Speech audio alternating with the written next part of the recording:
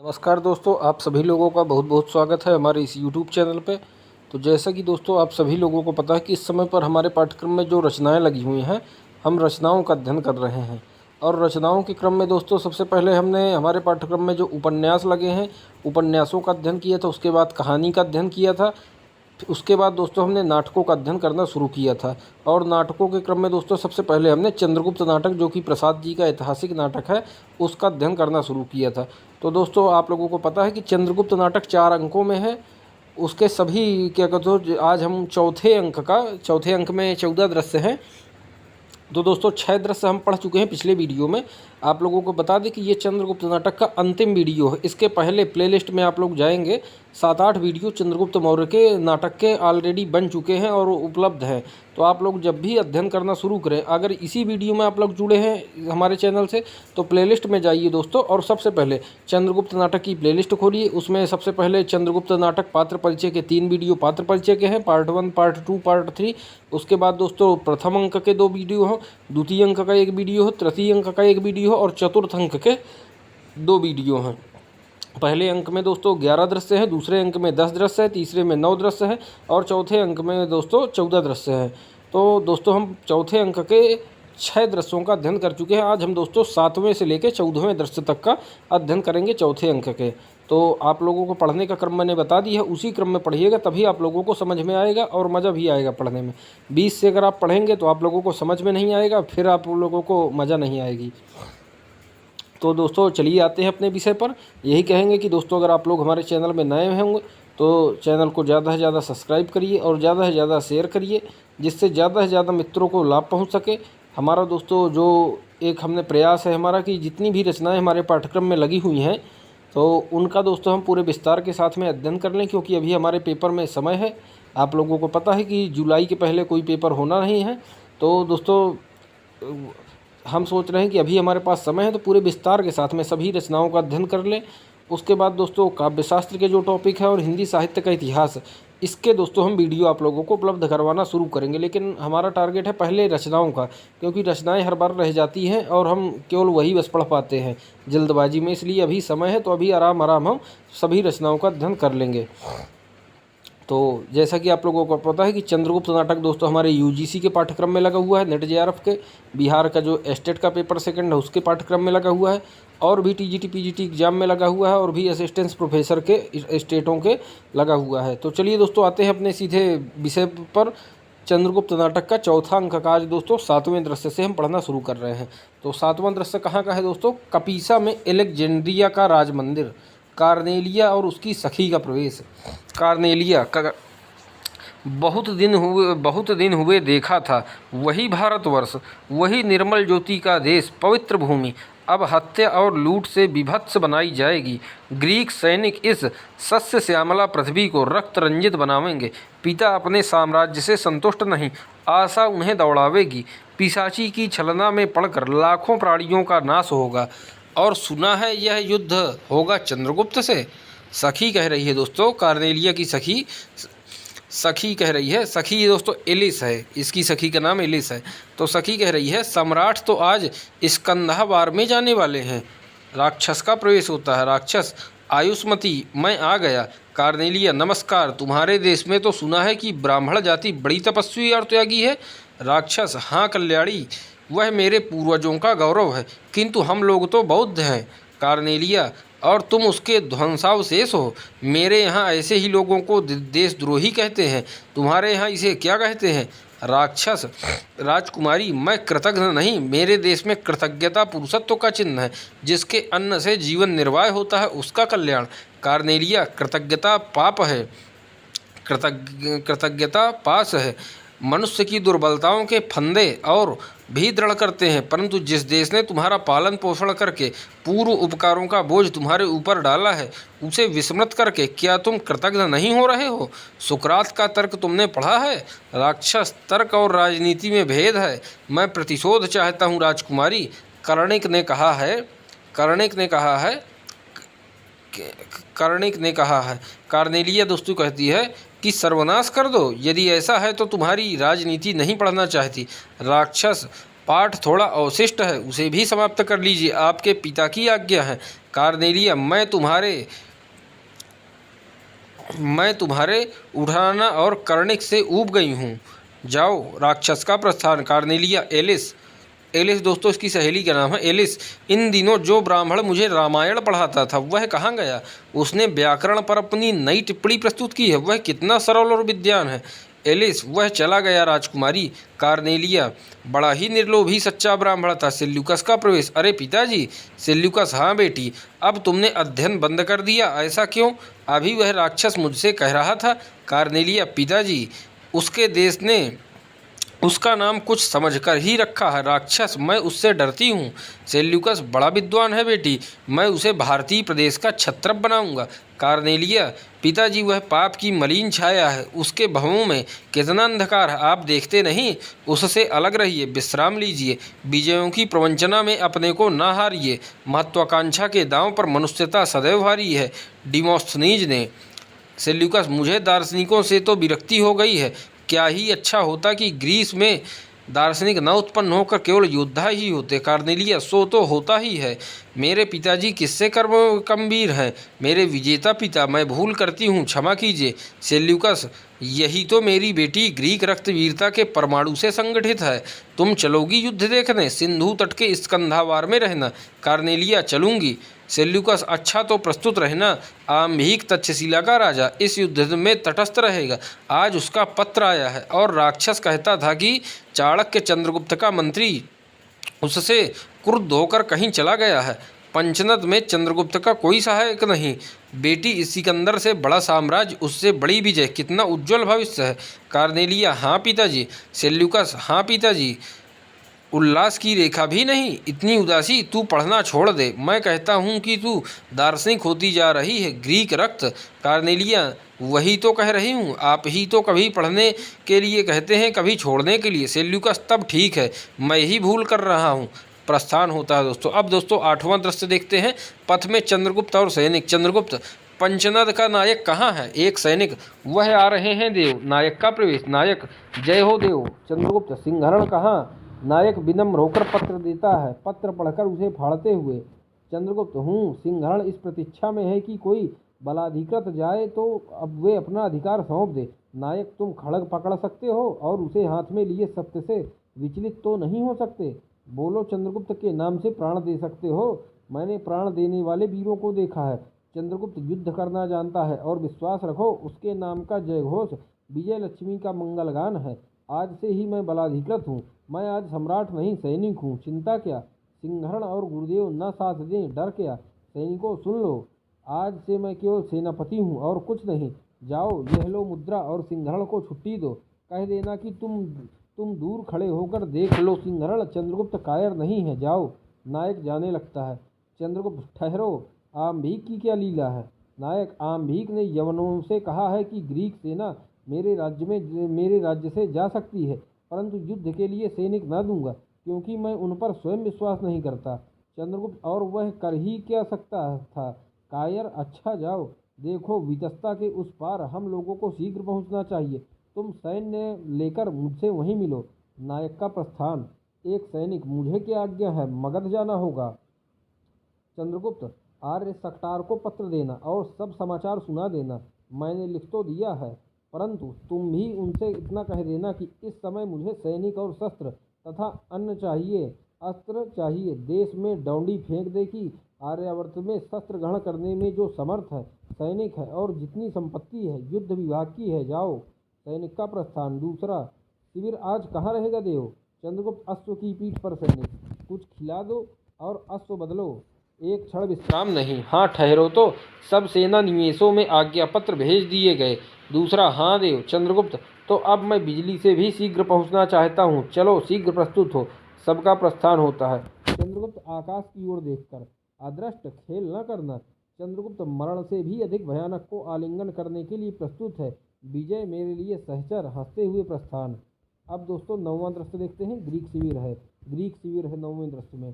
Cornelia, Alice, यहाँ आने पर जैसे मन उदास हो गया है।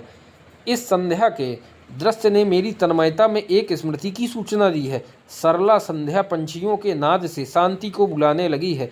देखते देखते एक एक करके दो चार नक्षत्र उदय होने लगे, जैसे प्रकृति अपनी सृष्टि की रक्षा हीरों की कील से जड़ी हुई काली ढाल लेकर कर रही है, और पवन किसी मधुर कथा का भार लेकर मचलता हुआ जा रहा है। यह कहाँ जाएगा एलिस? एलिस अपने प्रिय के पास। कार्नेलिया दूर, तुझे तो प्रेम ही प्रेम सूझता है। दासी का प्रवेश। दासी, राजकुमारी एक स्त्री बंदी होकर आई है। कार्नेलिया आश्चर्य से, तो उसे पिताजी ने मेरे पास भेजा होगा, उसे शीघ्र ले आओ। दासी का प्रस्थान। सुवासनी का प्रवेश। तो बंदी होकर दोस्तों कौन आई है? सकटार की पुत्री सुवासनी आई है। कार्नेलिया, तुम्हारा नाम क्या है? सुवासनी, मेरा नाम सुवासनी है। मैं किसी को खोजने जा रही थी, सहसा बंदी कर ली गई, वह भी कदाचित आपके यहाँ बंदी हो। कार्नेलिया, उसका नाम? सुवासनी, राक्षस। कार्नेलिया, ओहो, तुमने उससे ब्याह कर लिया है क्या? तब तो तुम सचमुच अभागिनी हो। सुवासनी चौंक कर, ऐसा क्यों? अभी तो ब्याह होने वाला है। क्या आप उसके संबंध में कुछ जानती है? कार्नेलिया, बैठो, बताओ, तुम बंदी बनकर रहना चाहती हो या मेरी सखी? झटपट बोलो। सुवासनी, बंदी बनकर तो आई हूँ, यदि सखी हो जाऊँ तो अहोभाग्य। कार्नेलिया, प्रतिज्ञा करनी होगी कि मेरी अनुमति के बिना तुम ब्याह न करोगी। सुवासनी, स्वीकार है। कार्नेली, अच्छा, अपनी परीक्षा दो, बताओ तुम विवाहिता स्त्रियों को क्या समझती हो? सुवासनी, धनियों के प्रमोद का कटा छटा हुआ शोभा वृक्ष, कोई डाली उल्लास के आगे बढ़ी कुतर दी गई। माली के मन से संवरे हुए गोल मटोल खड़े रहो। कार्नेलिया, वाह, ठीक कहा, यही तो मैं भी सोचती थी। क्यों एलिस? अच्छा, यौवन और प्रेम को क्या समझती हो? सुहासिनी, अकस्मात जीवन कानन में एक राका रजनी की छाया में छिपकर मधुर बसंत घुस आता है। शरीर की सब क्यारियां हरी भरी हो जाती हैं। सौंदर्य का कोकिल कौन कहकर सबको टोकने टोकने लगता है, पुकारने लगता है। राजकुमारी, फिर उसी में प्रेम का मुकुल लग जाता है। आंसू भरी स्मृतियाँ मकरद सी उसमें छिपी रहती हैं। कार्नेलिया उसे गले लगाकर, आह सखी, तुम तो कवि हो, तुम प्रेम करना जानती हो और जानती हो उसका रहस्य तुमसे हमारी पटेगी। एलिस, जा पिताजी से कह दे कि मैंने उस स्त्री को अपनी सखी बना लिया। एलिस का प्रस्थान। सुवासनी, राजकुमारी, प्रेम में स्मृति का ही सुख है, एक टीस उठती है, वही तो प्रेम का प्राण है। आश्चर्य तो यह है कि प्रत्येक कुमारी के हृदय में वह निवास करती है, पर उसे सब प्रत्यक्ष नहीं कर सकती, सबको उसका मार्मिक अनुभव नहीं होता। कार्नेलिया, तुम क्या कहती हो? सुहासिनी, वही स्त्री जीवन का सत्य है, जो कहती है कि मैं नहीं जानती, वह दूसरे को तो धोखा देती ही है, अपने को भी प्रवंचित करती है। धधकते हुए रमणी वृक्ष पर हाथ रखकर उसी कंपन में सुर मिलाकर कामदेव गाता है, और राजकुमारी वही काम संगीत की तान सौंदर्य की रंगीन लहर बनकर युवतियों के मुख में लज्जा और स्वास्थ्य की लाली चढ़ाया करती है। कार्नेलिया, सखी, मदिरा की प्याली में तू स्वप्न सी लहरों को मत आंदोलित कर, स्मृति बड़ी निष्ठुर है। यदि प्रेम ही जीवन का सत्य है तो संसार ज्वालामुखी है। सेल्यूकस का प्रवेश। सेल्यूकस, तो बेटी तुमने इसे अपने पास रख ही लिया, मन बहलेगा। अच्छा तो है, मैं भी इसी समय जा रहा हूँ, कल ही आक्रमण होगा, देखो सावधान रहना। कार्नेलिया, किस पर आक्रमण होगा पिताजी? सेल्यूकस, चंद्रगुप्त की सेना पर। वितस्ता के इस पार सेना आ पहुंची है, अब युद्ध में विलंब नहीं। कार्नेलिया, पिताजी, उसी चंद्रगुप्त से युद्ध होगा जिसके लिए उस साधु ने भविष्यवाणी की थी, वही तो भारत का राजा हुआ ना? सेल्यूकस, हाँ बेटी, वही चंद्रगुप्त। कार्नेलिया, पिताजी, आप ही ने मृत्यु मुख से उसका उद्धार किया था, और उसी ने आपके प्राणों की रक्षा की थी। सेल्यूकस, हाँ वही तो। कार्नेलिया, और उसी से आपकी कन्या के सम्मान की रक्षा और उसी ने आपकी कन्या के सम्मान की रक्षा की थी। फिलिप्स का वह अशिष्ट आचरण पिताजी। सेल्यूकस, तभी तो बेटी, मैंने साइबर्टियस को दूत बनाकर समझाने के लिए भेजा था, किंतु उसने उत्तर दिया है कि मैं सेल्यूकस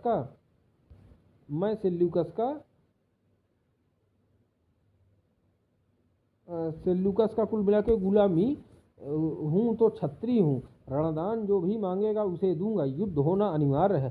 कार्नेलिया, तब मैं कुछ नहीं कहती। सेल्यूकस प्यार से, तू रूठ गई बेटी, भला अपनी कन्या के सम्मान की रक्षा करने वाले का मैं वध करूंगा। सुहासिनी, फिलिप्स को द्वंद्व युद्ध में सम्राट चंद्रगुप्त ने मार डाला, सुना था इन लोगों का कोई व्यक्तिगत विरोध। सेल्यूकस, चुप रहो तुम। कार्नेलिया से, बेटी, मैं चंद्रगुप्त को छत्रप बना दूंगा, बदला चुक जाएगा। मैं हत्यारा नहीं, विजेता सेल्यूकस हूँ। प्रस्थान। कार्नेलिया दीर्घ निश्वास लेकर, रात अधिक हो गई है, चलो सो रहे। सुहासिनी, तुम कुछ गाना जानती हो? सुहासिनी, जानती थी, भूल गई हूँ। कोई वाद्य यंत्र तो आप न बजाती होगी? आकाश की ओर देखकर, रजनी कितने रहस्यों की रानी है राजकुमारी। कार्नेलिया, रजनी मेरी स्वप्न सहचरी। सुहासिनी गाने लगती है। सखे वह प्रेममयी रजनी, सखे वह प्रेममयी रजनी, आँखों में स्वप्न बनी, आँखों में स्वप्न बनी। सखे वह प्रेममयी रजनी, सखे वह प्रेममयी रजनी, कोमल द्रुमदल निपकंप रहे, कोमल द्रुमदल निपकंप रहे। ठिठका सा चंद्र खड़ा, ठिठका सा चंद्र खड़ा, माधव सुमनों में गूंथ रहा तारों की किरण अनी, माधव सुमनों में गूंथ रहा तारों की किरण अनी। सखे वह प्रेममयी रजनी, सखे वह प्रेममयी रजनी, नयनों में मंदिर विलास लिए उज्ज्वल आलोक खुला, नयनों में मंदिर विलास लिए उज्ज्वल आलोक खिला। हस्ती सी सुरभि सुधार रही अलकों की मृदुल अनी, हस्ती सी सुरभि सुधार रही अलकों की मृदुल अनी। सखे वह प्रेममयी रजनी, सखे वह प्रेममयी रजनी, मधुमंदिर सा यह विश्व बना मीठी झनकार उठी, मधुमंदिर सा यह विश्व बना मीठी झनकार उठी। केवल तुमको थी देख रही स्मृतियों की भीड़ घनी, केवल तुमको थी देख रही स्मृतियों की भीड़ घनी। सखे वह प्रेममयी रजनी, सखे वह प्रेममयी रजनी। अब दोस्तों 10वां दृश्य देखते हैं। 10वां दृश्य कहाँ का है? युद्ध क्षेत्र के समीप चाणक्य और सिंहरण। चाणक्य, तो युद्ध आरंभ हो गया। सिंहरण, हाँ आर्य, प्रचंड विक्रम से सम्राट ने आक्रमण किया है।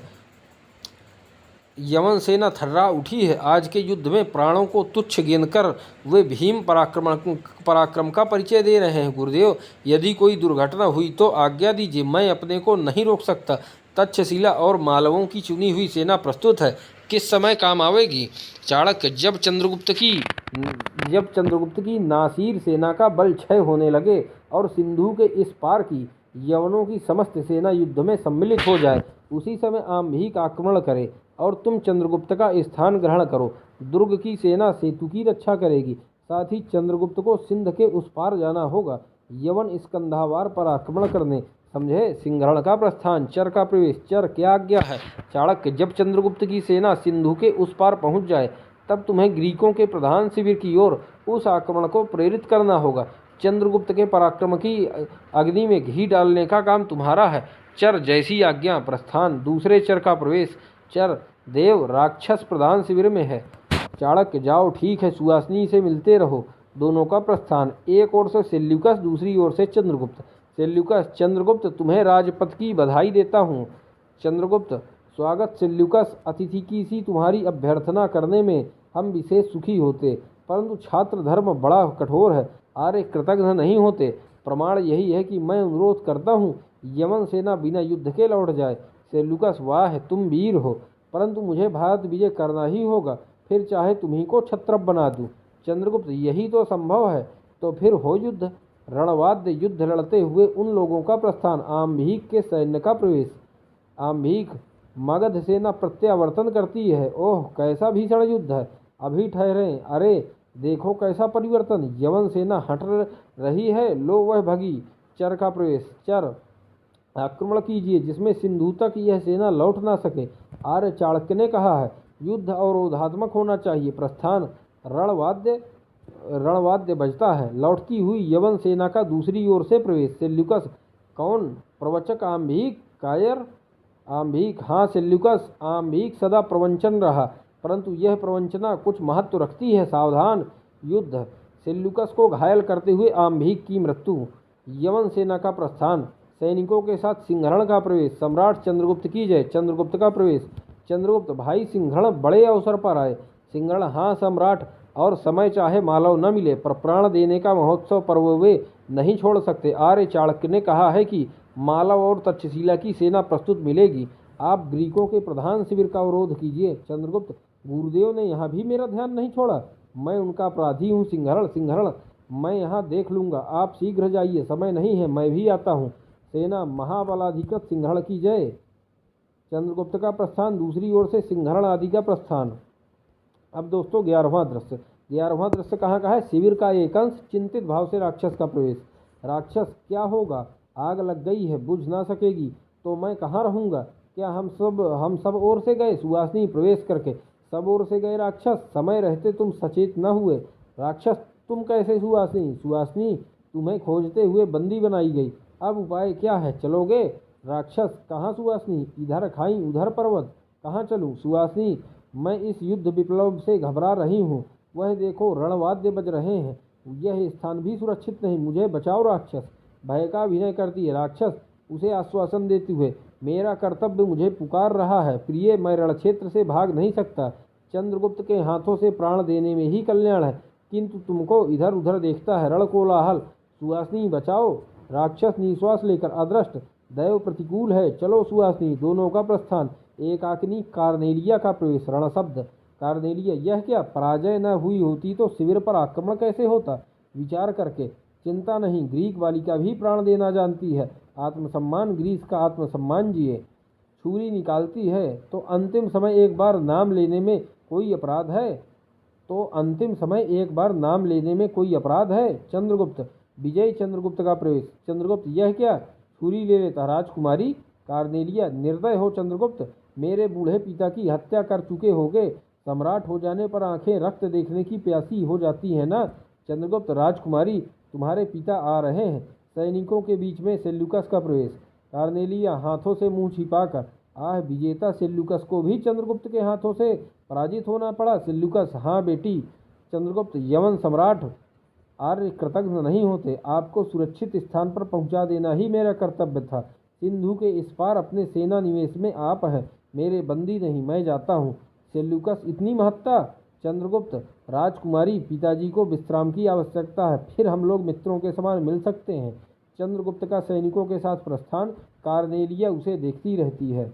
अब दोस्तों 12वां क्या कहते हैं दृश्य देखते हैं। 12वां दृश्य कहाँ का है? पथ में साइवर्टियस और मेगस्थनीज। साइवर्टियस, उसने तो हम लोगों को मुक्त कर दिया था, फिर अवरोध क्यों? मेगस्थनीज, समस्त ग्रीक शिविर बंदी है, यह उनके मंत्री चाणक्य की चाल है। मालव और तक्षशिला की सेना हिरात के पथ में खड़ी है, लौटना असंभव है। साइवर्टियस, क्या चाणक्य? वह तो चंद्रगुप्त से क्रुद्ध होकर कहीं चला गया था ना। राक्षस ने यही कहा था, क्या वह झूठा था? मेगस्थनीज, सब षड्यंत्र में मिले थे, शिविर को आरक्षित अवस्था में छोड़ बिना कहे सुवासिनी को लेकर खिसक गया, अभी भी ना समझे? इधर चाणक्य ने आज मुझसे यह भी कहा है कि मुझे ओटीगोनस के आक्रमण की भी सूचना मिली है। सेल्यूकस का प्रवेश। सेल्यूकस, क्या ओटीगोनस? मेगास्थनीज, हाँ सम्राट, इस मर्म से अवगत होकर भारतीय कुछ नियमों पर ही मैत्री किया चाहते हैं। सेल्यूकस, तो क्या ग्रीक इतने कायर हैं? युद्ध होगा साइवर्टियस, हम सबको मरना होगा। मेगास्थनीज, पत्र देकर इसे पढ़ लीजिए। सीरिया पर आर्टिगोनस की चढ़ाई समीप है, आपको उस पूर्व संचित और सुरक्षित साम्राज्य को न गंवा देना चाहिए।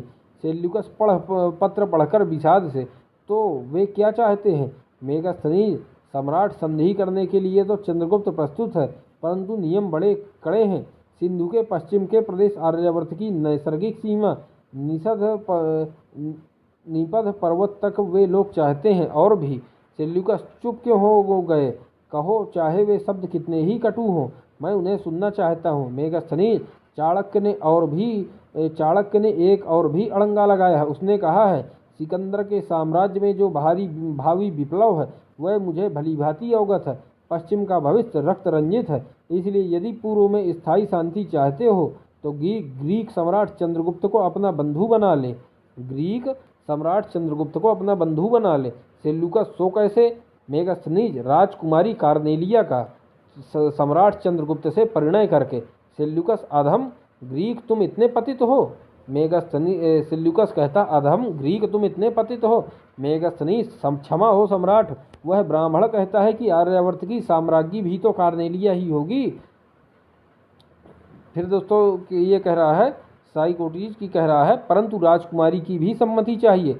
सेल्यूकस, असंभव, घोर अपमानजनक। मेगास्थनीज, मैं क्षमा किया जाऊं तो सम्राट, राजकुमारी का चंद्रगुप्त से पूर्व परिचय भी है, कौन कह सकता है कि प्रणय अदृश्य सुनहली रश्मियों से एक दूसरे को न खींच चुका हो। सम्राट, सिकंदर के अभियान का स्मरण कीजिए, मैं उस घटना को भूल नहीं गया हूँ। सेल्यूकस मेगास्थनीज, मैं यह जानता हूँ कार्नेलिया ने इस युद्ध में जितनी बाधाएं उपस्थित की वे सब इसकी साक्षी है कि उसके मन में कोई भाव है, पूर्व स्मृति है। फिर भी न जाने क्यों वह देखो आ रही है। तुम लोग हट तो जाओ। साइबर्टियस और मेगास्थनीज का प्रस्थान और कार्नेलिया का प्रवेश। कार्नेलिया, पिताजी। सेल्यूकस, बेटी कार्नेलिया, आप चिंतित क्यों हैं? सेल्यूकस, चंद्रगुप्त को दंड कैसे दूं, इसी की चिंता है। कार्नेलिया, क्यों पिताजी, चंद्रगुप्त ने क्या अपराध किया है? सेल्यूकस, है अभी बताना होगा कार्नेलिया। भयानक युद्ध होगा, इसमें चाहे दोनों का सर्वनाश हो जाए। कार्नेलिया, युद्ध तो हो चुका, अब क्या मेरी प्रार्थना आप सुनेंगे पिताजी? विश्राम लीजिए, चंद्रगुप्त का तो कोई अपराध नहीं, क्षमा कीजिए पिता। घुटने टेकती है सेल्यूकस बनावटी क्रोध से। देखता हूँ कि पिता को पराजित करने वाले पर तुम्हारी असीम अनुकंपा है। कार्नेलिया रोती हुई, मैं स्वयं पराजित हूँ, मैंने अपराध किया है पिताजी, चलिए इस भारत की सीमा से दूर ले चलिए, नहीं तो मैं पागल हो जाऊंगी। सेल्यूकस उसे गले लगाकर, तब मैं जान गया कार्नी, तू सुखी हो बेटी, तुझे भारत की सीमा से दूर न जाना होगा, तू भारत की साम्राज्ञी होगी। कार्नेलिया, पिताजी। प्रस्थान।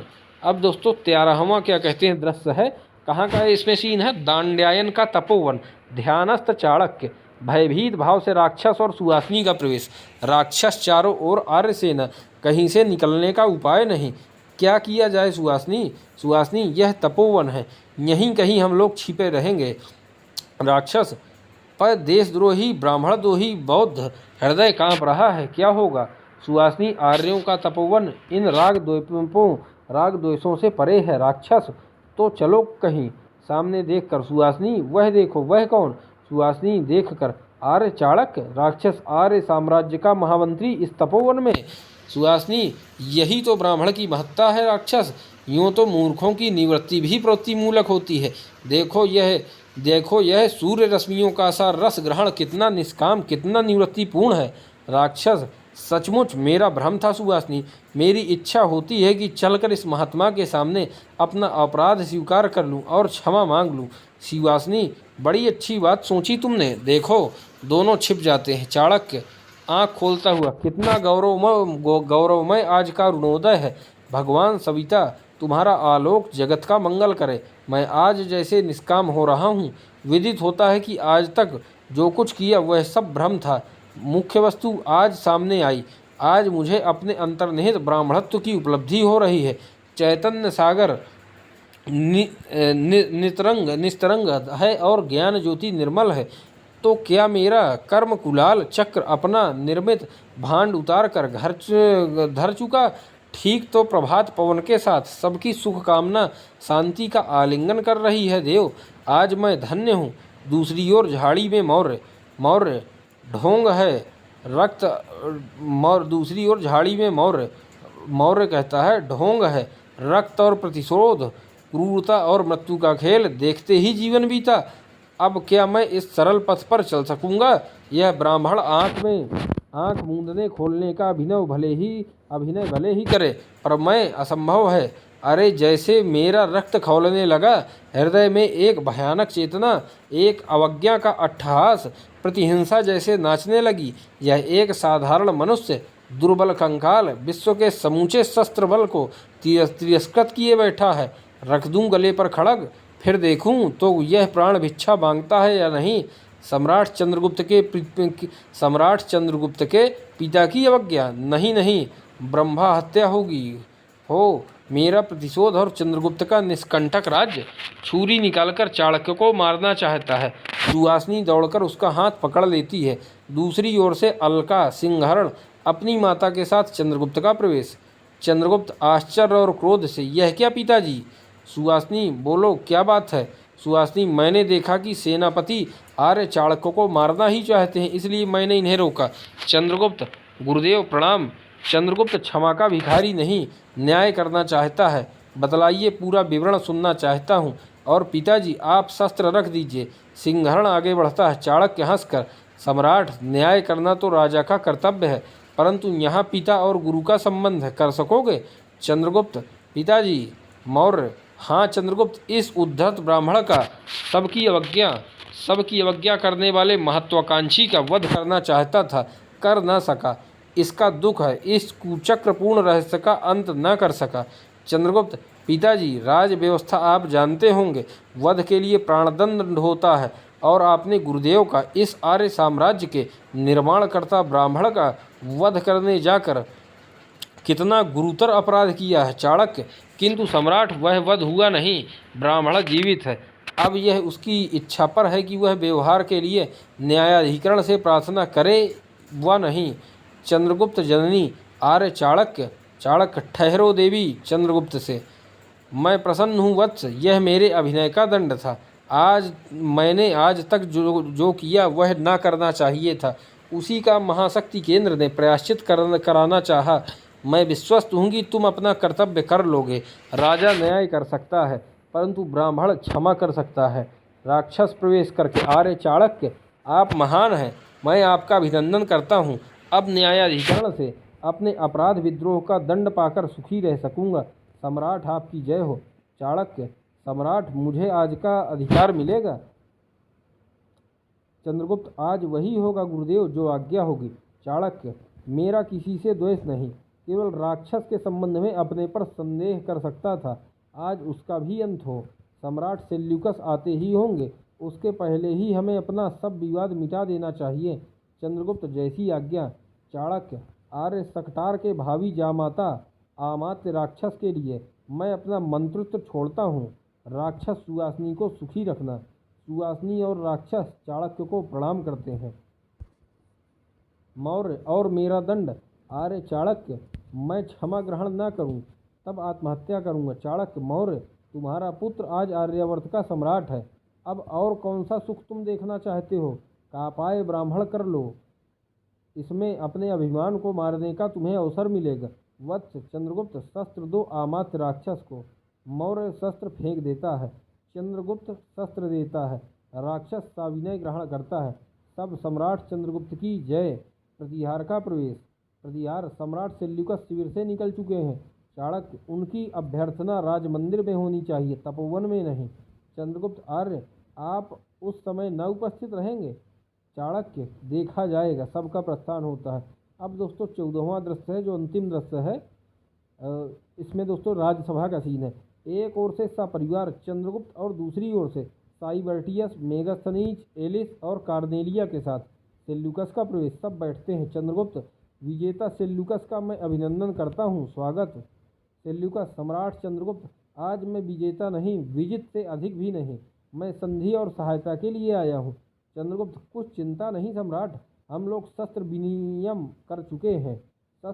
कर चुके हैं, अब हृदय का विनिमय। सेल्यूकस, हाँ हाँ कहिए। चंद्रगुप्त, राजकुमारी स्वागत, मैं उस कृपा को नहीं भूल गया जो ग्रीक शिविर में रहने के समय मुझे आपसे प्राप्त हुई थी। सेल्यूकस, हाँ कारनी।